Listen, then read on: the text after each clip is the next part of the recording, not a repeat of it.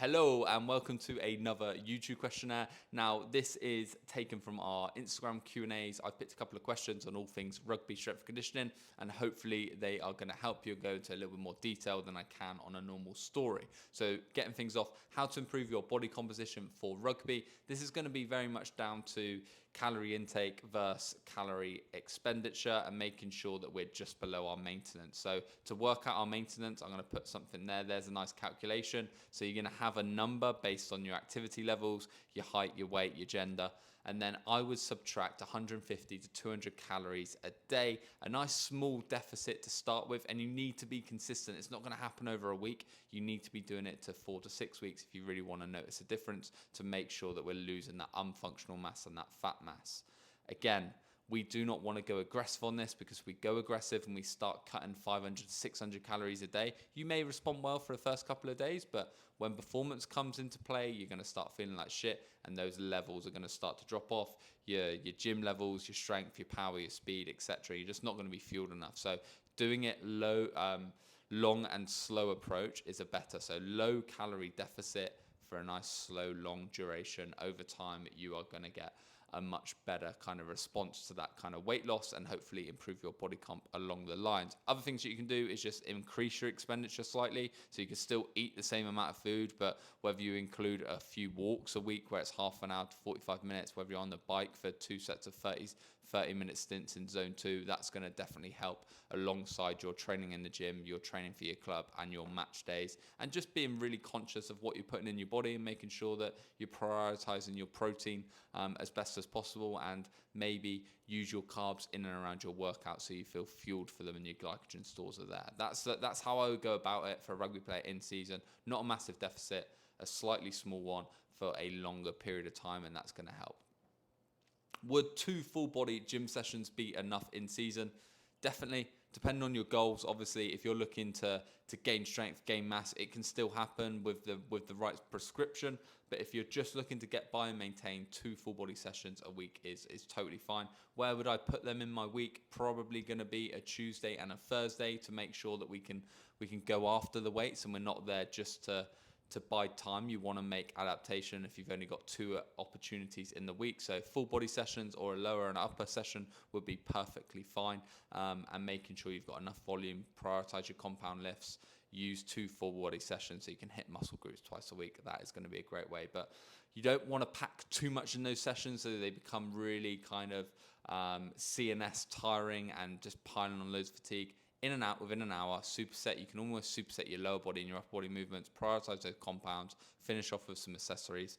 But 2 full body gym sessions is definitely enough. Start with your power, work into your main strengths, and then finish with some volume in both of those sessions, and making sure that you're training different movement patterns in both of those as well. So maybe your first one might be a bilateral squat day, and then your second one might be more of a unilateral, and then on your first day you may have horizontal pushing and pulling, and your second day you may be vertical pushing and pulling for your main compound lifts, and then work in slightly different accessory exercises into those sessions. So again, hopefully that does help. Common S&C mistakes you see in rugby. So first of all, trying to fit too much into the week. Obviously we have a 6-day turnaround, and I'm seeing people gym 5 times a week, maybe even 6 times, having active recovery days, and just not giving yourself enough time in the week to recover. So trying to fit too much in, less is more. A minimal effective dose in season especially is really important, and making sure that we're clever and effective with our time in the gym, and we're not just overdoing it and piling on fatigue. Performance equals freshness minus fatigue. So if we're just continually adding fatigue, your performance again will go down like that. So that's my first one. Understanding the demands of training. Now, a lot of people won't take into account from a coaching point of view, I see, but also an athlete who may be managing your own programming. You're probably not taking into account how hard maybe a Tuesday training session is, and then you're backing it up with a real heavy lower session on the Wednesday. Probably not the way. So understanding how many sprint exposures got, how much distance you're covering in a session as well is really important, and just taking that into account into your week. High/low days. If you're doing a double day on a Tuesday where you gym on a Tuesday and then you train on a Tuesday evening, maybe Wednesday looks like more of a recovery day, and making sure that you understand that you're not just hammering home the volume and the intensity all throughout those 5 days. Make sure that you peak for your game day. And then the last one is just overcomplicating things. I see too many athletes, too many coaches probably trying to reinvent the wheel with regards to their exercise selection, their prescription, their order of exercises. Just making sure actually you just need to stick to the compounds for long enough and don't get bored, okay? Make sure that you stick to a program for a good 4 to 8 weeks without thinking that you have to change the whole program, whole week, whole structure, rip it up and start again. I see it too often where people float in between programs every 1 to 3 weeks, and you're just not giving yourself enough time to adapt and stress those certain movement patterns. So just don't overcomplicate it.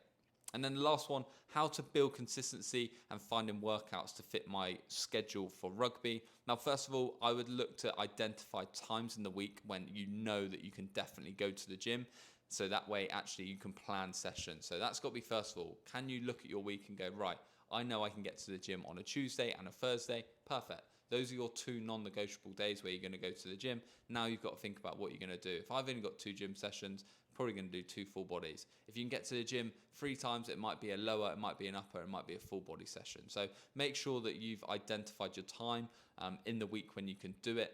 Start minimal. If you're going to go, I need to hit the gym 4 times a week. No, go 2 times, build that consistency. And then when you're hitting that consistently week after week, then up it to 3. That is my main bit of advice for that. Too many people will start the gym and they'll go, right, I need to go 4 or 5 times a week. No, you're going to start dropping sessions or missing sessions, and then all of a sudden that creeps into more than 1 session a week. Over the weeks, you've missed 10 sessions. Start with 2 sessions, build that consistency, make sure they're really purposeful and you know what you're doing and you know what you're looking to get out of the sessions. So again, that's then going to relate to your goals in the gym and on the pitch. What do you need to improve? Where do you need to turn your attention to? If it's speed, making sure that you've got a load of lower body power and strength work in there from a single leg to a bilateral. And then making sure that those exercises suit what you've got available in the gym.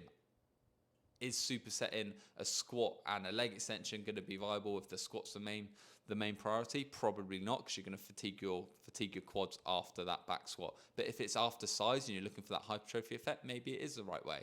Does that work in your gym? So again, making sure that the gym session that is planned and prescribed really suits your gym structure as well. One thing I do with a lot of my one-to-one clients is make sure that I do a pre-scope of what gym facility and equipment they've got access to. So I make sure that I'm programming the right supersets and making sure it's not too much of a burden and it's not too much admin to set up that superset. It's not going to take too much time. So those are little things. Again, start small, 2 sessions a week, and making sure that there's purpose behind them and you're thinking about, actually, do they reflect what I want to improve on the pitch and in the gym? Am I doing the right exercises?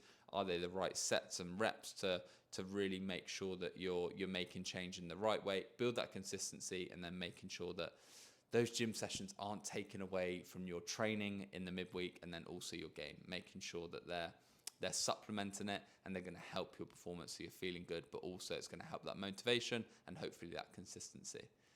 I've done that pretty quick. That is 4 questions that I've chosen. That is me. I will definitely be doing another one of these. So when I do put a story up, make sure that you ask a question. Make sure you drop a subscribe for me, please. I was going to say drop a follow. Subscribe on YouTube if you are watching this. Like it. It does help me out. I think I'm closing in maybe soon on 1K subscribers, so it would mean the world if I could get to that. I've posted a fair few videos and you'll probably see a lot of exercise demos being uploaded for my library of exercises for my clients, so you will see them as well going up. I've decided to change it from